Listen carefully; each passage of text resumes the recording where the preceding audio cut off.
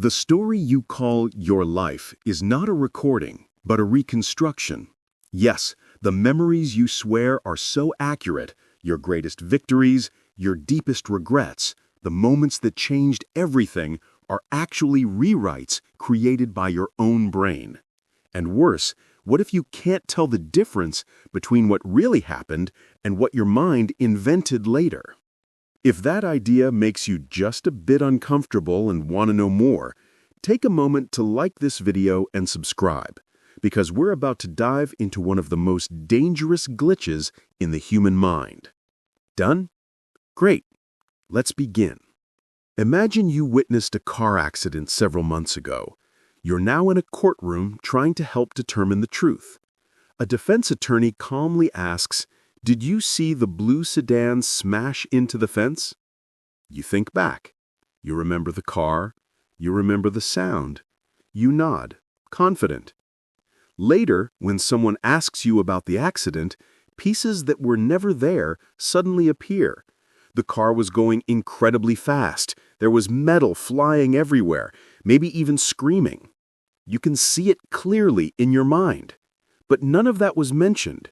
The attorney simply used the word smash instead of tap or hit. That single word altered your entire interpretation of the event. Your mind rewrote the scene with dramatic flair, and you accepted the new version without question. You were not lying, you were updated. This is called the misinformation effect, and it's one of the core mechanisms behind a much bigger cognitive glitch, memory bias.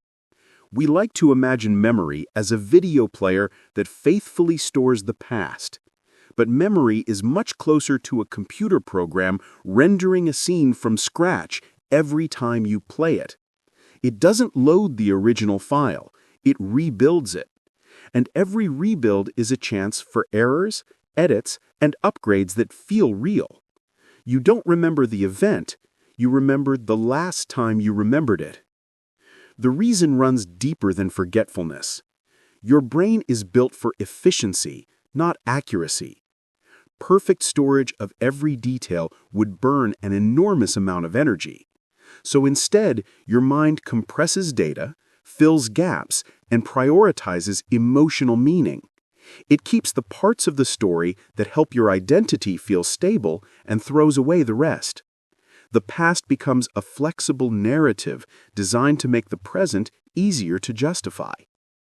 That's why confidence in a memory tells you absolutely nothing about whether it's true.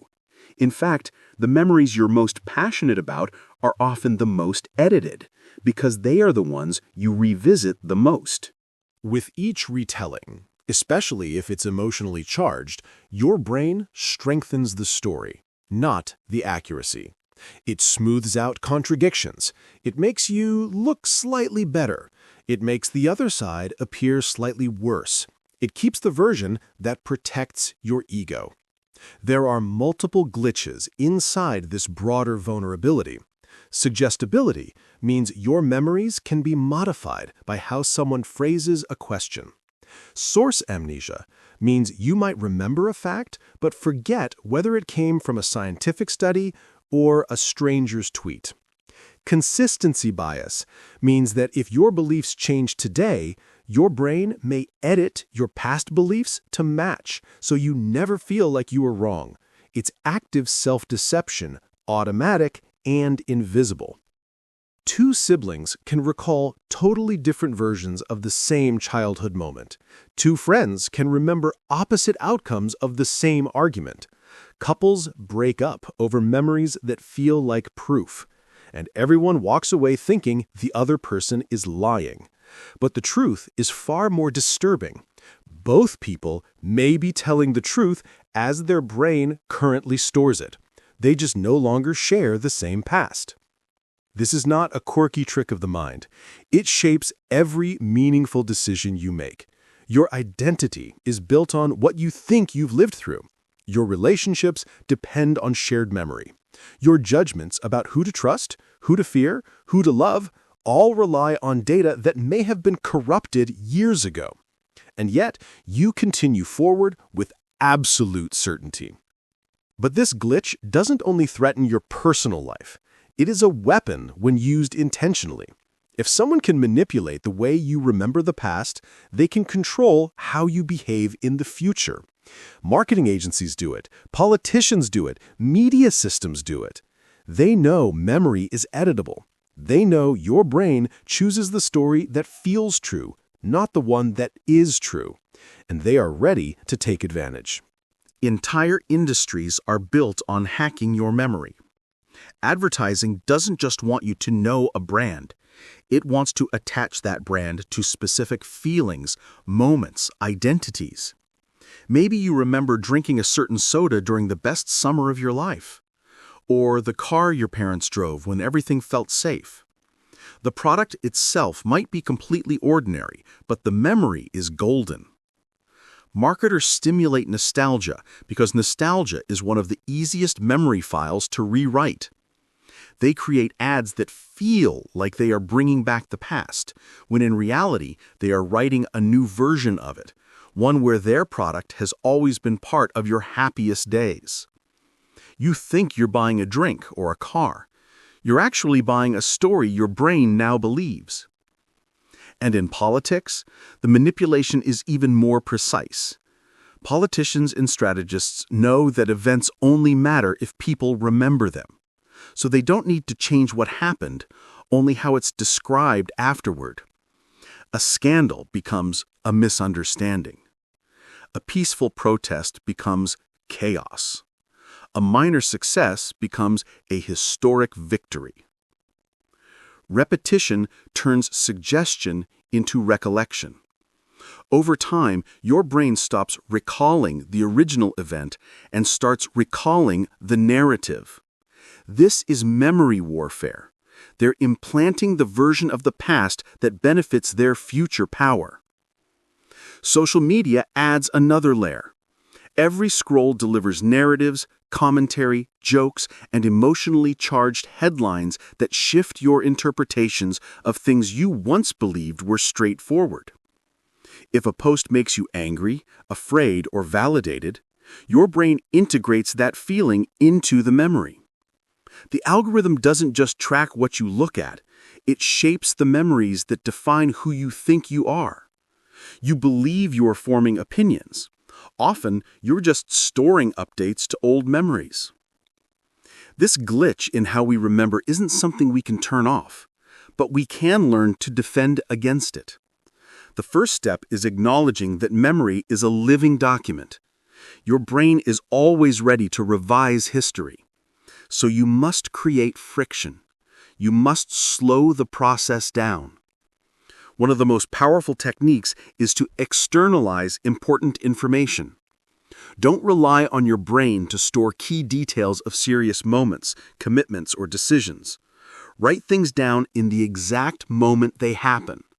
A quick note on your phone can become a protective timestamp, a record that your brain can't silently rewrite later. It's not about mistrusting yourself.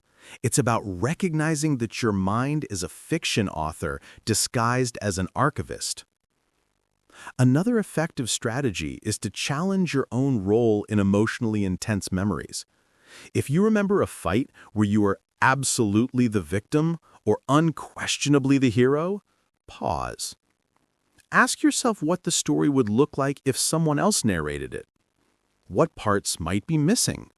What details might be softer or more complicated than your current version suggests?